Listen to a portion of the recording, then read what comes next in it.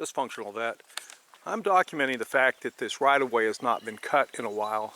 This tree that you see right here in front of you that's broken, this was burning in the wire.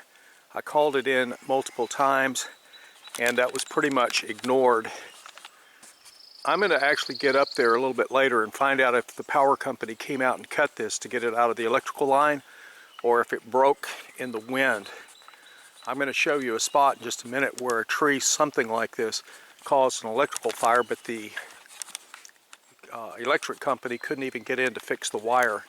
They had to physically climb the pole and pull the wires back up. This thing is so cluttered I can't even see where the... Alright, this is the right-of-way across the street.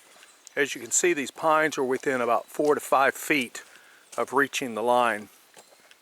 The power up there is 72,000 volts, 7.2K, and the arc gap is 3 feet 9 inches, and these trees are closing in on it. And as you can see, this is pretty dense foliage in the right-of-way. Now let me show you where the truck could not reach the line to do the repairs.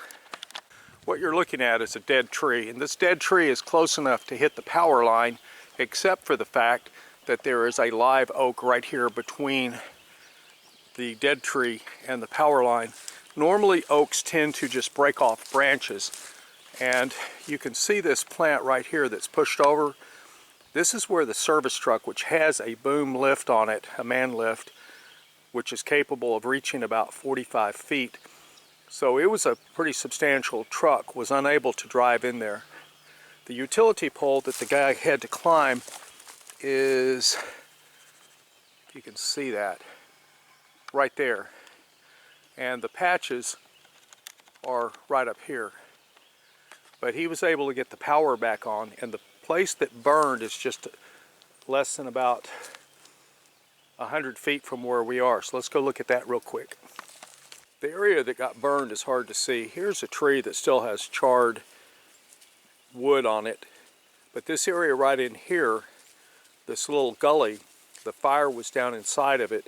Fortunately, the fire was very contained and the fire department was here very rapidly.